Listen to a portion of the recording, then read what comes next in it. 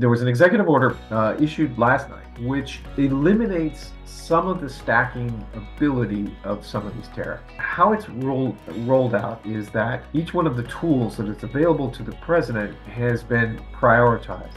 Okay? Section 232 is at the top. Its priority comes first. So if a product is imported and has Section 232 applicable, well, then that's the rate that's going to be applied, and subsequent tools or subsequent tariffs would not be applied and would not be stackable, like the reciprocal tariffs. If you look at the key origins, Australia and New Zealand, we are now seeing some routing changes. So we see some of the business moving via Asia rather than on direct routes. So that's reshuffling a little bit. We see some issues a little bit out of South America to US West Coast with restriction on services. And we are seeing quite some delays basically in transshipment ports. For customers, if I were to look at a strategy, don't just look at the price, also look at the routing and look and ask you forwarder, ask us how they are shipped and what the reliability on these containers is, because you don't want containers to be sitting somewhere for weeks.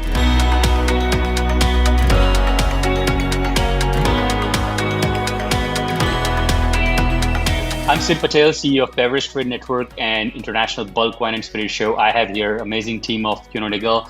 We have Horst here, and we have Matthew Clark here, who's going to be moderating pretty much this topic and sharing us on this incredible timely topic of tariffs and how to mitigate risk and what's going on in the logistics and supply. So Horst, over to you. Thank you so much. Thanks, Sid. Thanks, Ankita. Thanks very much. Thanks to everybody who joined us today on this exciting topic. I know it's in the press and we talk to a lot of our customers. So instead of me talking about this topic, we invited one of our experts basically on the topic, which is Matthew Clark, who is here joining us from our customs and compliance team. And I'll let him introduce himself and he will talk about this topic in detail and hopefully give you guys a little bit of insight what's going on in the world of tariffs and what we are dealing with and what we are offering as solutions. Over to you, Matthew, basically from here on. Yes, good morning, and thank you for attending today. Matthew Clark here. I'm the director of Nagel's Trade Consulting Solutions Group. And what our team does is provide trade information and tailored customs solutions for our importers into the U.S. That would include services like HTS classification, customs value, country of origin determination, and duty mitigation strategies such as foreign trade zones, duty drawback, and other strategic moves that an importer might make, especially with respect to tariffs. I always wanted to be the most popular kid in town, and it looks like I am now because of the tariffs. And it's since January, it's been probably the most busiest time that I've ever experienced. So it is a timely topic, and it affects the entire trade, importing and exporting. Well, let's go through some of these things and where we're at. Just as a little bit of a note, everything that we're talking about here, we are trying to give you the latest updated information from publicly available sources. Nothing that we're speaking of here today should be considered as legal advice or rock solid information that you would want to completely change your supply chain methods based on. So as long as we know that, I'll move forward. This is kind of how we would move forward with our discussion. Let's talk about tariffs. When we're speaking about tariffs in the context of today's talk, let's think of tariffs as any additional duty rates that are applied other than the most favored nation duty rates that are applicable already. So all products imported into the United States are subject to CBP or U.S. Customs review, and most of them have a modest duty rate applied to the HTS classification that the product is determined to be. That's not what we mean by tariffs. So the term is interchangeable with duty rates, but when we talk about tariffs here, we're talking about the additional stuff that's pretty much been added on since January. The other thing to remember is that tariffs are not new. We are in a new phase of higher tariffs that we haven't seen since about the 1930s. but tariffs and the history of tariffs and the history of the United States are intertwined, interchangeable. The history of the United States is kind of economically the history of tariffs. Tariffs were part of justification for the Revolutionary War against England. Tariffs have been vociferously and sometimes violently reacted to. The Boston Tea Party was about tariffs on tea. And there were tariffs in 1828 that were so high that the South Carolina tried to secede from the nation, basically foreshadowing what would happen in 30 years later in the Civil War. Throughout the 1800s, tariffs were very high, in excess of 20% for most of that 100 years, and then in periods that went even higher, and then tariffs started kind of come down. Once the United States leaned on income tax as its primary source of revenue, tariffs became less important. And after World War II, when the United States basically took leadership, I guess is the word, economically, and the World Trade Organization was formed, all countries came together and said that tariffs, low duty rates, was the preferred method, and we've enjoyed low duty rates and tariffs for about 80 years, up until recently. And so that's where we are with tariffs. So what are some of the tariff tools that the president can use? Over time, over decades, Congress has delegated the application of certain tariffs to the president or the executive. And the current president has not shied away from using those tools. So we have the IEPA, which is the International Economic Emergency Powers Act, which basically says under extraordinary circumstances, the president can apply tariffs.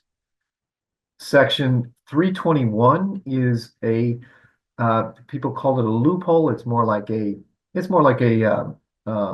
carve out for low value duties.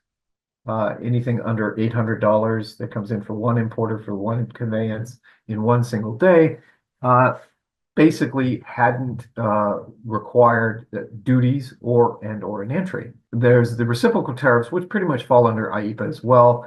And the idea here is that a country imposes certain tariffs, high tariffs against us, and we were going to respond in kind.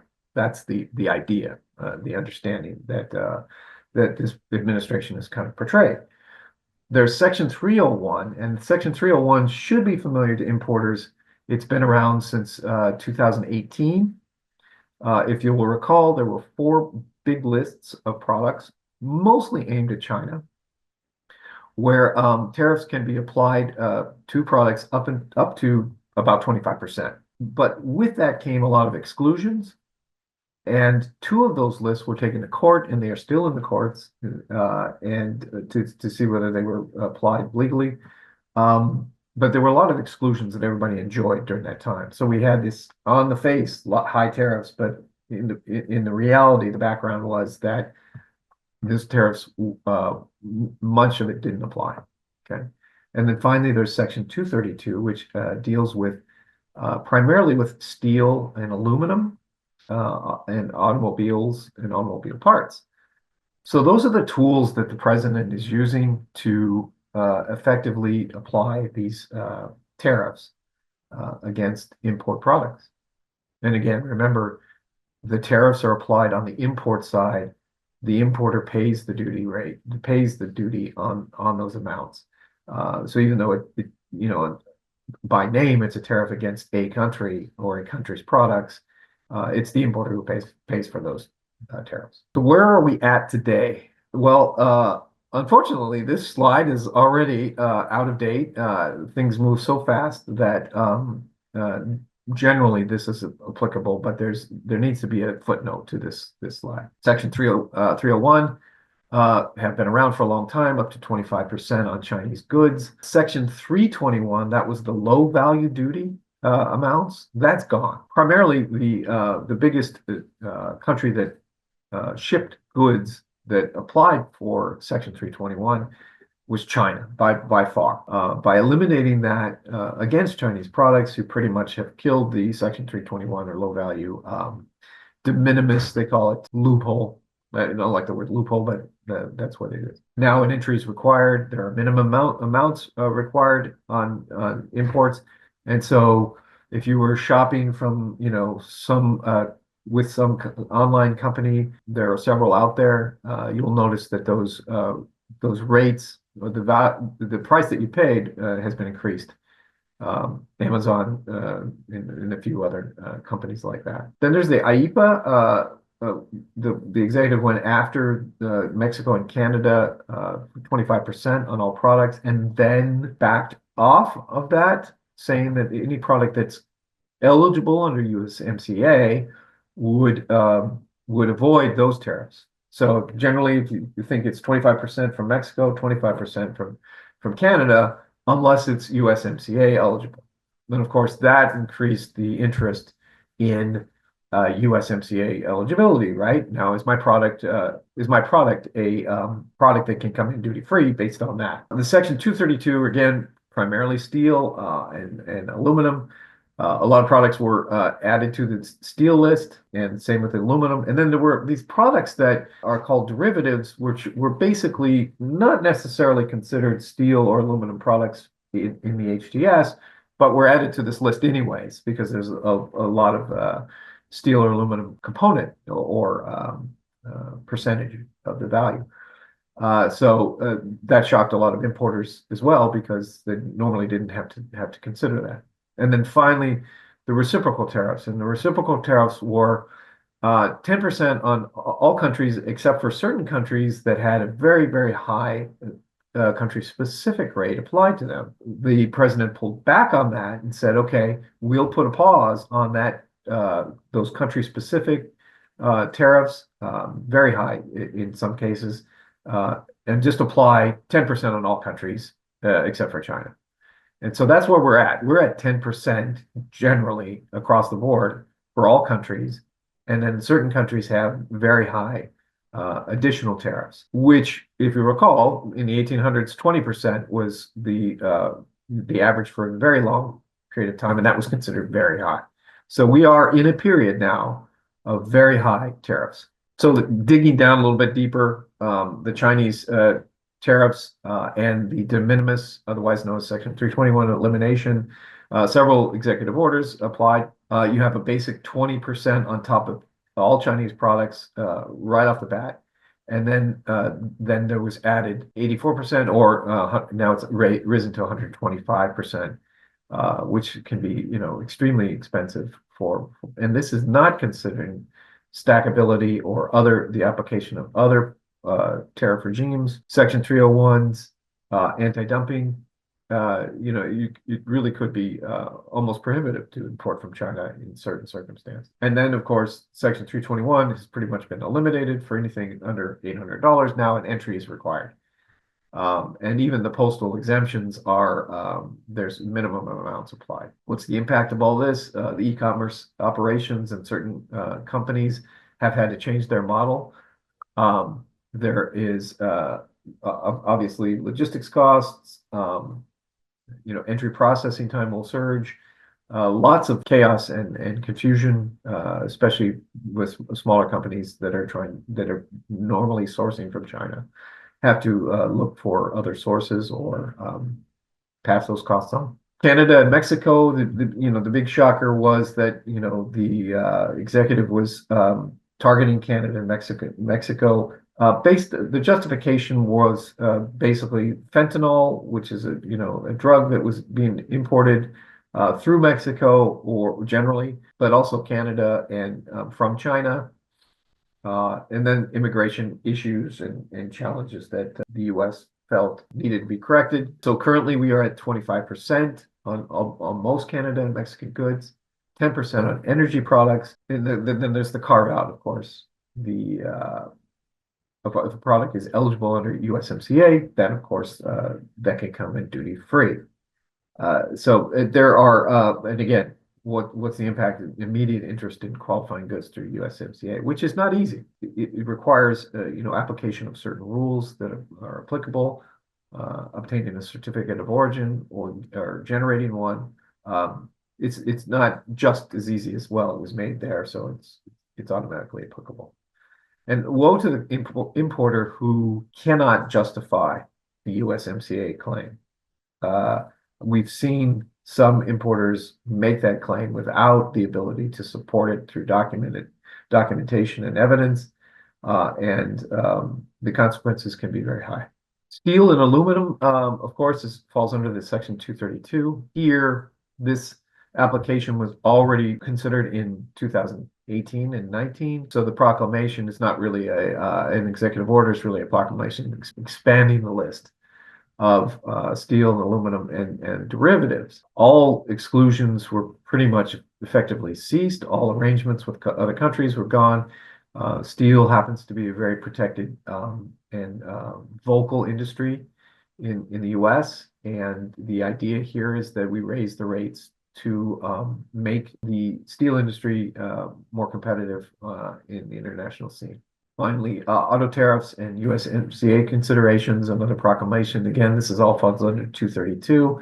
It's just a different way of looking at it. 25% on certain automobiles for USMCA eligibility, 25% on the non-US content. So the USMCA agreement is generally honored, but except when it comes to steel, right? So the non-US content still has 25% against it. And this is really important to understand. Part of these executive orders have been written in such a way to tell the agency from the president that if CBP, U.S. Customs, finds that misclassification has been done on some of these products that are subject to some of these tariffs, that they should ignore any mitigation attempts. Just for your information, you know, when an importer receives a penalty from U.S. Customs, there are written into the laws the ability to mitigate those down based on certain mitigating factors. The president basically saying, ignore that. You make the importer pay the highest amount, which, well, I'm not sure that's entirely legal, but I'm sure there might be challenges there. So that it's important to make sure that the HTS classification is done correctly. All right, and then there's reciprocal tariffs. Reciprocal tariffs, again, are basically reviewing a country's overall importing duty rate scheme, targeting the highest amounts, and basically applying a tit for tat basis.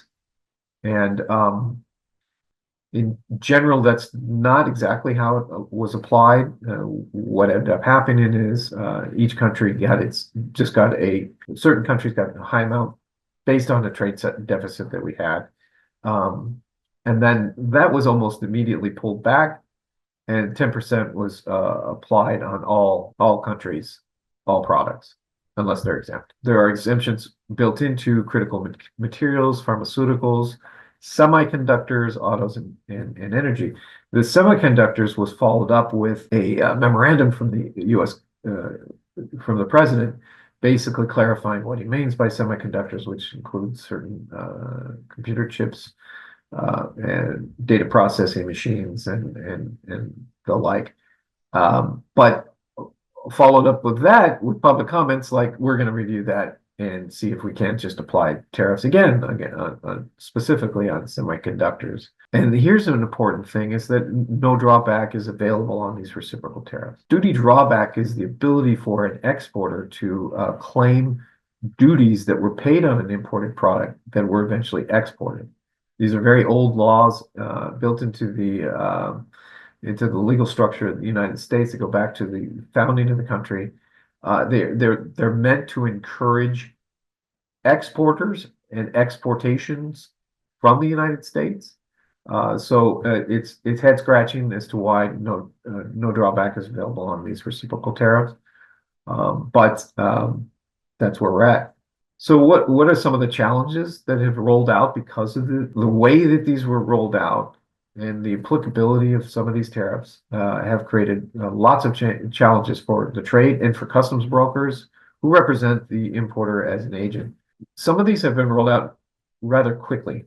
Normally, you would see something to the effect of the effective date will be 90 days or, somewhere in the future. But some of these have been rolled out with an effective date as to, tomorrow or next week, that kind of thing, which makes it very, very challenging for importers and the trade to understand what was being applied and more importantly, to effectively find out how to apply it. These stacking rates, which I'm going to talk about in a second, these stacking rates, several regimes apply on top of each other, so that you will have an effective rate of a very high amount, not just the original amount on top, but on top of the most favored nation rate and the other applicable tariffs. Inconsistent date implementation has caused a lot of problems. Trying to understand what date is effective has been very hard. There's the disparity between actual orders and public comments. So since there's been so much discussion about this, so many words spoken about this in the trade, internally, strategic meetings amongst importers, trying to figure out, how to deal with this. And at the same time, then there's been public comments by the press secretary or the president himself, social media comments that, kind of contradict what they're actually putting in place, or, threats or impending actions. This has caused much more confusion than necessary. And then, of course, the agencies themselves, like customs, have to follow up with changing their systems so that they can actually effectively apply these tariffs. And then in turn, customs brokers have to change their systems so that everything can work correctly. It's been a huge compliance burden for importers. And then there's this duty drawback restrictions on some of these tariffs, which really makes it difficult for exporters who are looking to continue to get refunds on duties paid. What's next? Anticipated actions or studies and investigations that are being done. Venezuelan oil, there was an executive order on that. Timber and lumber, and then Canada would be affected there. Pharmaceuticals has been a favorite topic. The computer chips or semiconductors, there's been comments made that we should turn around and impose more tariffs on those, even though they were pulled back. Copper is under investigation. So I just want to go back to where we were here. This slide is actually out of date as of last night. There was an executive order issued last night, which eliminates some of the stacking ability of some of these tariffs. And how it's rolled out is that each one of the tools that is available to the president has been prioritized. Okay, Section 232 is at the top. Its priority comes first, right? So if a product is imported and has Section 232 applicable, well, then that's the rate that's going to be applied, and subsequent tools or subsequent tariffs would not be applied and would not be stackable like the reciprocal tariffs. And that's how they've kind of rolled this out. It just came out last night. We're all attempting to understand how this is going to be rolled out. And also there's a retroactive ability to get a refund on those products that were imported that were stacked, in the interim. So what can a company do? What can companies do to lower their tariff impact if possible? And before I go through each one of these things, I would say that as a customs broker who's very concerned about compliance, 3 areas that an importer might consider are the same 3 areas that we would recommend that they concentrate on anyway. It may so happen to be that if you're compliant in these areas, you may lower your tariff impact. Vice versa, if you're compliant in these areas, you know for a certainty that you are compliant, and you know that you may not have reduced your tariff impact, but at least you're not underpaying or overpaying, because both of those can be harmful to a company. You don't want to underpay customs, but you also don't want to overpay customs. So correct HTS classification, correct duty valuation, and or customs valuation, and correct country of origin determination all play into the calculation of duty amounts and are core components of compliance. So what are some of the areas, some methods that a company can take to try and reduce these tariffs? One would be first sale, and I've had 3 first sale inquiries this morning. So this is something that's very popular right now. In a nutshell, first sale, the example would be like this. A product is manufactured, let's say it's manufactured in mainland China, and the product is sold to a trading company or a middleman in Hong Kong, and that middleman sells to the importer in the US. Now the importer in the US declares that the invoice amount that they paid, which is to the middleman, which is marked up from the original sale. Under certain circumstances, that first sale from the mainland Chinese manufacturer to the middleman can be used as your customs value, which would be lower than your final sale. But of course, there are constraints and there are restrictions. It's not as easy as you think. So companies are involved in that. Similarly, in valuation, the most duty rates are applied as a percentage of the value. If you can lower your value legitimately, then you are lowering your duty rate. Customs value is very complex. It can be very involved, but some companies feel that it's worthwhile having the investigation to try and figure out if they can lower their value. Trade remedy reviews. Some of these studies and investigations involve public comments and input from industry. And so some companies and trade associations have offered their input and basically lobbied in some ways. There's also litigation. So several companies have already taken some of these tariffs to court. There's duty deferral and refund. So foreign trade zones or bonded warehouses are extremely popular right now. Many inquiries about that. If you bring a product into one of these zones, you don't pay duties until you take them out. And so there might be a cash flow advantage there. Duty drawback where available, especially on Section 301s. And then there's entry corrections for duty impact issues. So again, there's the trinity of compliance down there, the HTS, the value or its origin. Ensuring that those are corrected on your entries may reduce your duty impact.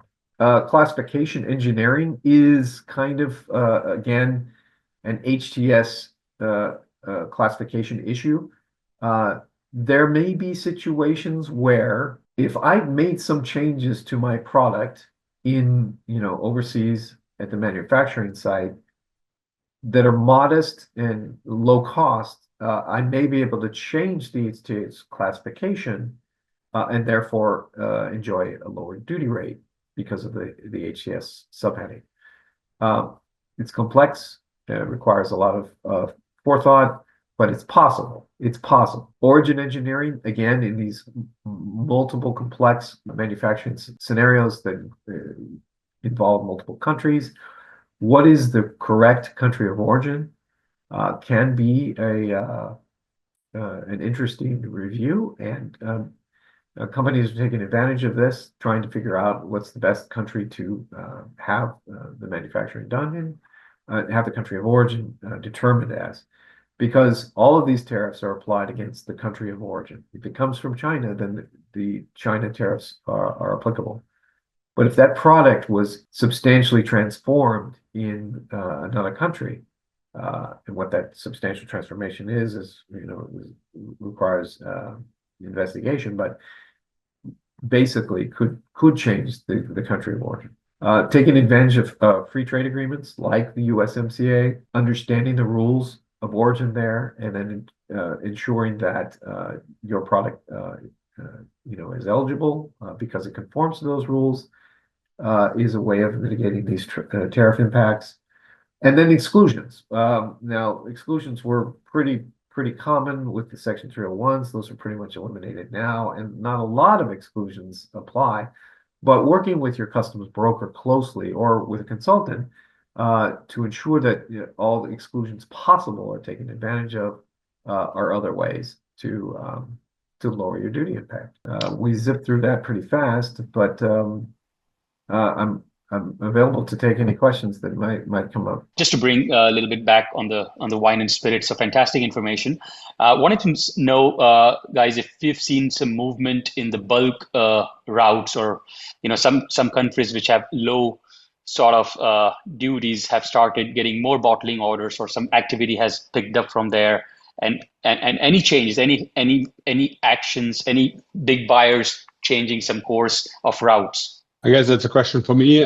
No, today we have not seen this yet because, of course, the reciprocal tariffs are at the same levels now. Initially, if we were looking at it, South Africa was the one country that was really penalized with the 30% tariffs compared to the other countries, and now it's 10% across the board. So we have not seen a major shift yet on any US import, basically on sourcing.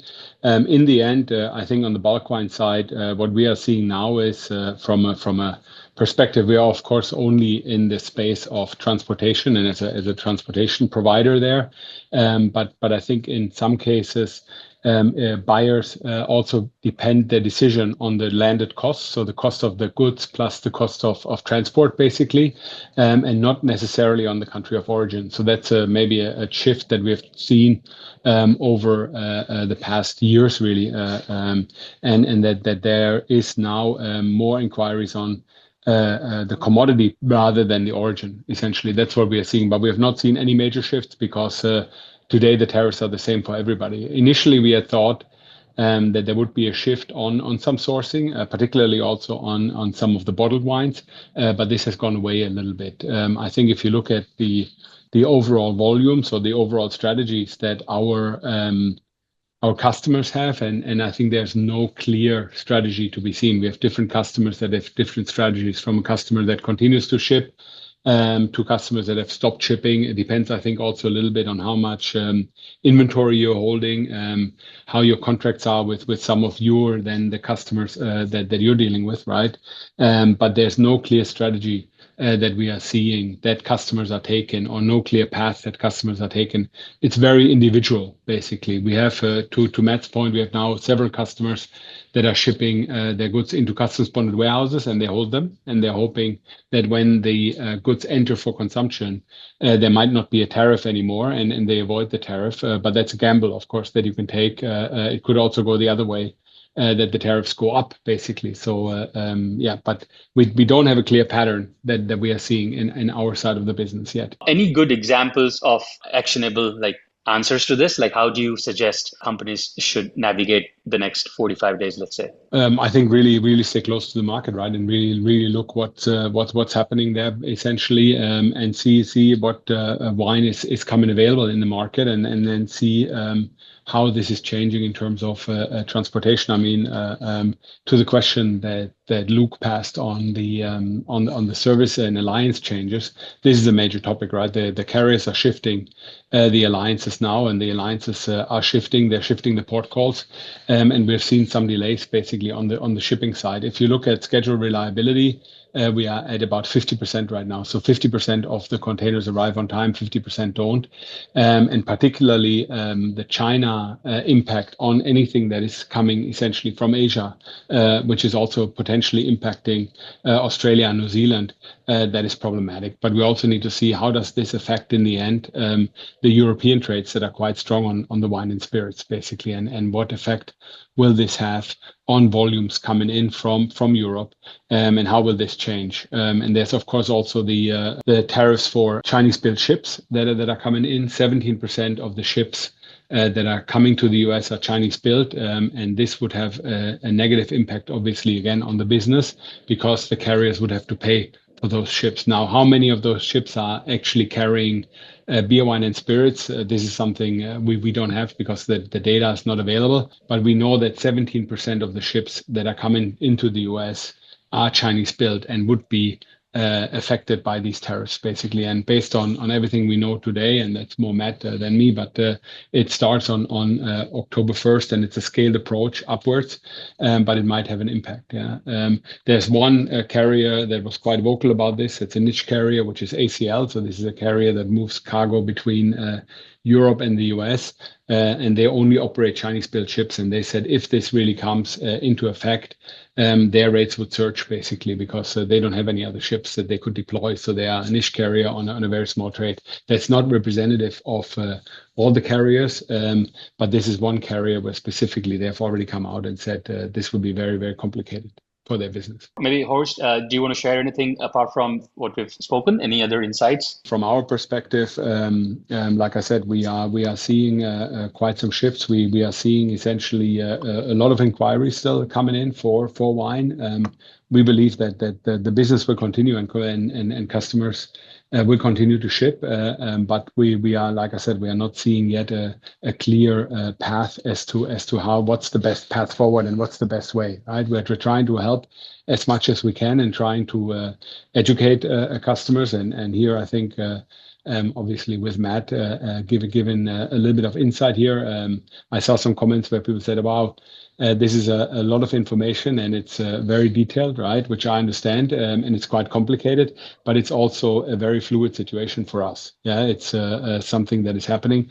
The US market is heavily impacted on this, of course, and we are also seeing, of course, that for a lot of the suppliers in the world, the US market is by far the biggest market, right? So everybody is affected by this, and we are seeing this. But overall, like I said, I think from the key wine origins, if you look at the key origins, Australia, New Zealand, we are now seeing some routing changes. So we see some of the business moving via Asia rather than on direct routes. So that's reshuffling a little bit. We see some issues a little bit out of South America to US West Coast with restriction on services. And we are seeing quite some delays basically in transshipment ports. And initially Europe was not a problem, but now we're also seeing Rotterdam being saturated. We see France, they're striking quite a bit more than they usually do. And that is also causing problems. And we see that some of the ports are basically flooded with equipment and with containers.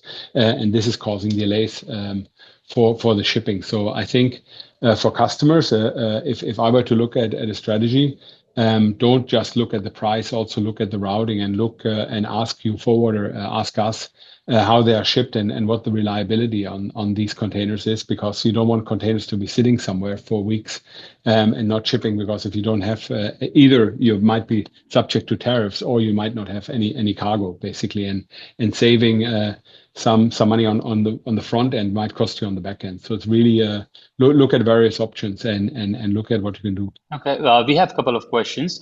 Why would New Zealand, Australia, go through Asia versus direct route? Like what made them do that? This is just the reshuffling of the services, basically. So there's not enough volume coming out on the US trade. And then the carriers basically, rather than shifting this via, well, part of this is also linked to the Suez Canal, because you had a service that went from Australia basically through the Suez Canal and then across to the US. So this obviously doesn't work right now. They go around the Cape. And if there's not enough volume coming out on these trades, basically, or the vessels are too small, then they're shifting it through Asia. So that's a shift we have seen. It's also more reliable than shifting it via South America, via Cartagena, for example, or via Manzanillo, because these ports are saturated today. These are classic transshipment ports. Okay. One more from an importer, I believe. How are international bulk wine and spirits importers managing the US state compliance across different ports of entry? Like, what's your observation on the port what's happening, which port, or what do you advise there for, especially for the importers? I mean, wine is very much Oakland centric, I would say, because that's really the entry port for wine. That's also where the main obviously importers are. We are not seeing a shift on different ports for different reasons. Spirits we do much more on the East Coast. So you have Norfolk, Savannah, New York also basically, but a lot of the spirits then move on, of course, to Kentucky, Tennessee, Arkansas, to various locations basically. But we do not see any major shift there. So a lot of the routes that have been there before are still shipping in exactly the same way. Two things I was thinking about while Horst was speaking. As far as compliance and handling, there should be no difference between the ports with respect to applicability of tariffs and duties, right? It's more of a logistics question. Just thought I'd throw that out. The other thing I wanted to say is that while we're speaking about strategy and right now the tariffs are across the board for all countries, right? So then therefore there's really not much consideration of different countries for sourcing. When the country-specific tariffs kick back into place after the pause, if they do, then that might be a different question at a different time, right? Because some of these countries have very, very high tariff rates against them, under the reciprocal regime. So just thought I'd throw it out. One question, given disruption and delay, are there any limitations on TEUs or ISO containers? No, today, no, there are no problems on TEUs. On ISO containers, depends on what you're looking at. We don't move today a significant amount of ISO tanks for wine. It's mainly flexi tanks. Of course, there is a concern if you source flexi tanks from China today and you ship out of the US. That's an issue, right? So you have to change sourcing, which we do essentially. So this normally is not neither the importer nor the exporter is affected by this, but the price affects this. Generally, there are no restrictions. There are restrictions on ISO tanks if they're hazardous, so if they're spirits. But this has always been the case. So this has nothing to do with basically tariffs or anything. This is a restriction that the shipmaster makes a decision to accept flammable goods, which is 3.1, 3.3 on ISO tanks or not. But generally, there are no restrictions. I think today, if you look at the trades, and again, looking really at the wine side of things and looking at the Southern Hemisphere, the South American northbound trades, they're a little tricky to the West Coast, to the East Coast. They're quite good. South Africa is quite good to the East Coast, the West Coast. It's quite a long transit time with and Australia and New Zealand also quite good, but the vessels are quite full out of Australia and New Zealand. So there's a lot of cargo moving out of New Zealand, out of Australia. Particularly to the US, so the vessels are full, and out of Europe, there's generally no space issues, no major space issues out of Europe. The main restrictions today is one, vessel and schedule integrity and reliability, and then obviously also services in general. What about exports, Horst? Like, are you seeing everything normal? Life's good there? From US outside? So we have not seen any major disruptions there. What we have seen is Canada, of course, has been affected. So exports to Canada. But apart from this, we have not seen a major disruption. We've seen some of the customers shifting. And again, this is more talking with people during the recent trade shows. That there is in certain countries a sentiment against US goods, right? Which California is the wrong place to go to because they are not, I think they're very blue state basically, but of course people are trying to avoid US products in certain markets. So that's something we are hearing, but we have not seen this really. Yeah, I mean, there's not been a major impact on our volumes that we have seen. I just would like to say that, this is obviously a very complex and changing environment right now. Work closely with your customs brokers and your compliance professionals to ensure that you're doing the right thing as far as compliance, but also, maintaining and lowering your costs as much as possible. We can always be reached at the listed contacts. And yeah, we appreciate your time.